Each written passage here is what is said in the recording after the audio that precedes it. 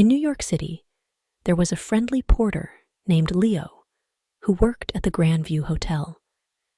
Every day after his shift, Leo loved to treat himself to a warm cup of coffee at a little cafe across the street. One sunny afternoon, as he sipped his coffee, he noticed a girl sitting by the window. It was Mia, the girl he saw there every day. Leo felt brave and decided to say hello. "Hi, I'm Leo. Can I sit with you?" he asked with a big smile. "Sure," Mia replied, a little surprised. "I'm Mia. I come here for coffee after work." Leo was excited to talk to her. "I work at the Grandview Hotel. You have such beautiful blue eyes," he complimented. Mia looked down and didn't smile. "Thank you, but I'm not very happy," she said softly. "Is something wrong?" Leo asked, feeling concerned. "It's nothing really," Mia replied, but Leo could tell she was hiding something. "Please tell me. Maybe I can help," Leo encouraged. Mia sighed and began to explain.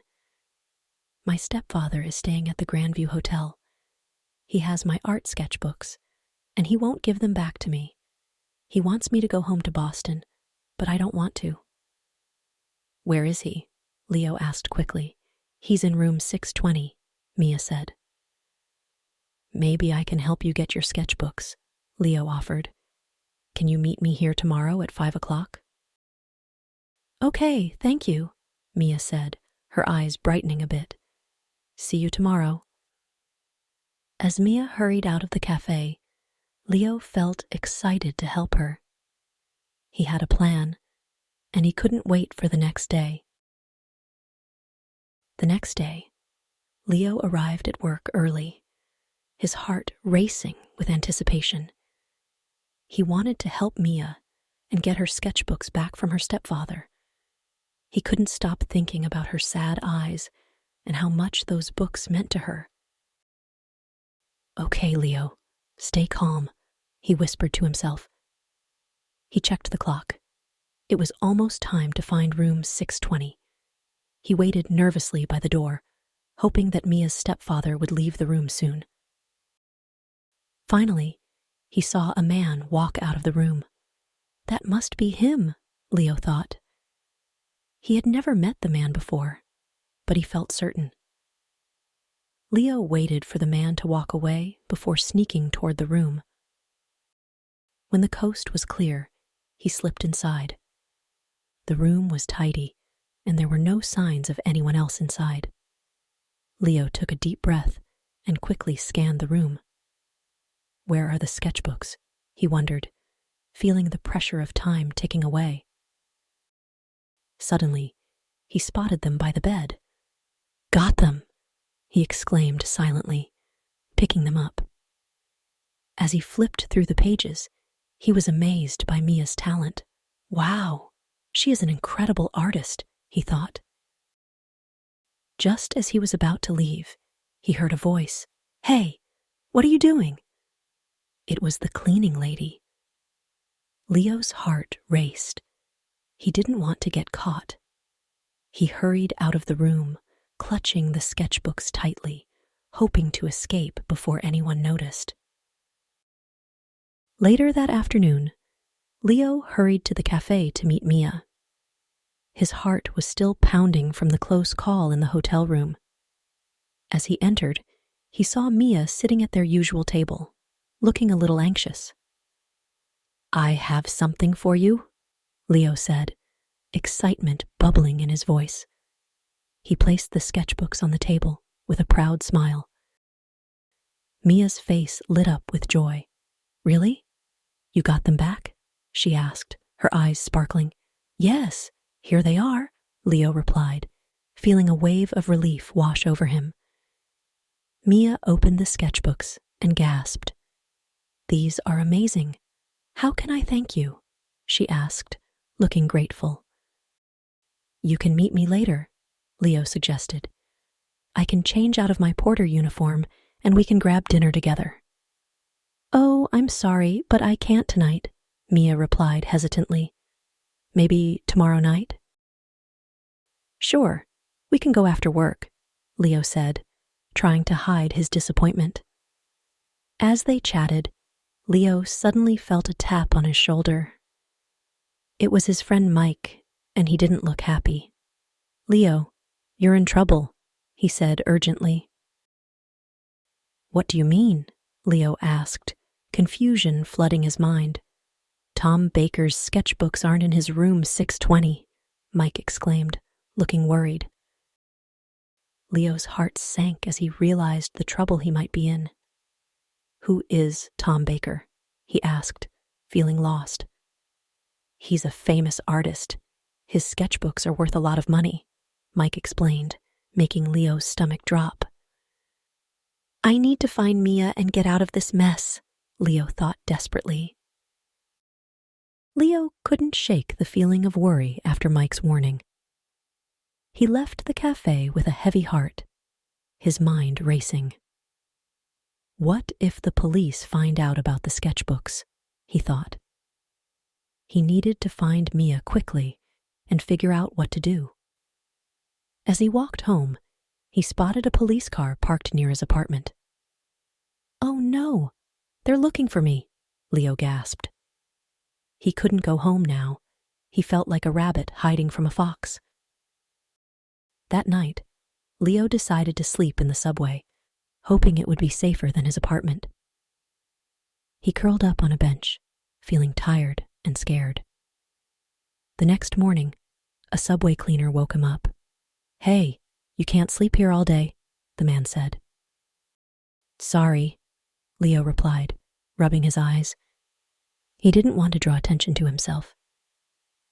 Just as he was about to leave, he noticed a man looking at a newspaper. His heart sank. The man's eyes widened in shock. It's him. The police are looking for that porter, the man shouted. Leo's heart raced as he realized he had to run. He dashed out of the subway, not looking back. When he got to Mike's apartment, he knocked frantically. I need help. They know I'm the porter, Leo said, when Mike opened the door. Come in, quick, Mike urged. What do you need? I need something to wear. I can't go back in this uniform, Leo replied, his heart pounding. Once inside, Leo explained everything to Mike. I can't go back to my apartment. My picture is in the newspaper. Calm down, let's think, Mike said, trying to help. What can you remember about Mia? Leo thought hard. She has beautiful blue eyes and loves to draw. Oh, her key. She gave me her key to her hotel room. It must be the Nelson Hotel. That's perfect. It's near 42nd Street, Mike replied, feeling hopeful. Do you know where it is? Yes, I can get there, Leo said, feeling a little better. He glanced at the clock and realized he needed to hurry. I have to go now. Be careful, Leo, Mike called after him. Leo raced down the street toward the Nelson Hotel. He felt a mix of excitement and fear.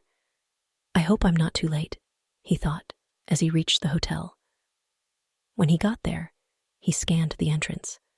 Suddenly, he spotted Mia walking out of the hotel. Mia, wait, he shouted, waving his arms. Mia turned, but before Leo could reach her, she hopped into a waiting car. No, Leo cried, feeling a wave of panic wash over him. He needed to catch up. He asked a man nearby, which way is she going? Pier 95 for the Circle Line boat, the old man replied, pointing. Thank you, Leo shouted, then dashed off, running as fast as he could toward Pier 95. Leo ran through the busy streets, his heart pounding. I can't lose Mia, he thought desperately. As he approached Pier 95, he could see people boarding a boat. He quickly bought a ticket and hurried on. Where are you, Mia? He whispered to himself, scanning the crowd. Just then, he spotted her, she was talking to a man. This is my chance, Leo thought, pushing through the crowd. But then he noticed something troubling. A woman nearby was looking at him with wide eyes. She was holding a newspaper. Oh no, they have my picture, Leo realized. The woman pointed at him and said to the man next to her, "That's him, the porter." Before Leo could react, 2 policemen stepped onto the boat. "There he is," one shouted, moving toward him. "I have to find Mia," Leo thought as he darted away. "I can't get caught now." He spotted Mia again, but he could see the policeman closing in on him. "You don't want me. You want her," he shouted, hoping to distract them. The policeman looked at Mia, confused. "Hey, look," one said, realizing Leo was right. "Let's get them both." Mia turned around, her eyes wide with shock. "What's happening?" she asked, looking back and forth between Leo and the policeman. "You 2 are coming with us," one of the officers said firmly, grabbing Leo's arm. "We need to talk about the sketchbooks." "But I don't have them," Leo protested, panic rising in his chest. "Mia has them. She's not in trouble." The officers looked at Mia, who was still confused. "I don't understand. Why are you here?" she asked Leo, her voice shaky. "They think I stole your stepfather's sketchbooks, but I was trying to help you get them back," Leo explained, hoping she would believe him. Just then, the second policeman spoke. "We've heard of Tom Baker's sketchbooks. They are very valuable. We need to return them." "I didn't know they were so important," Mia exclaimed, looking worried. "I just wanted my drawings back." Leo nodded. "I thought they belonged to you. I didn't know your stepfather was famous." Mia looked at the officers. "Can we just talk? I didn't want to get in trouble. I just wanted to be an artist." The first officer nodded, leading them to a quieter area of the boat. "Let's sit down and figure this out. We need to hear your side of the story." Leo and Mia took a deep breath. They both knew they were in a tough spot, but they needed to stick together. Mia explained how her stepfather wanted to control her life and how he refused to give her the sketchbooks. Leo told them how he found them in the hotel room. The officers listened carefully, and soon the tension began to ease. "Let's get Tom Baker involved," the first officer said after a moment. "He needs to know what's going on." After a tense conversation, the officers contacted Tom Baker. When he arrived at the boat, he looked relieved to see his sketchbooks. "Thank you for returning these," he said, looking at Leo and Mia. "But you need to be careful. Those books are worth a lot." "I'm really sorry, Mr. Baker," Leo said. "I just wanted to help Mia. I didn't know they were yours."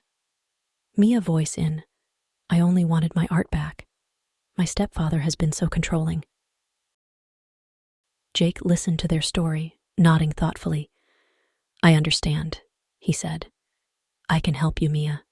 You have talent, and I want you to use it." "Really?" Mia asked, her eyes wide with hope. "Yes, come work with me. I'll show you the ropes of being an artist," Jake offered, smiling kindly. Mia couldn't believe what she was hearing. "Thank you.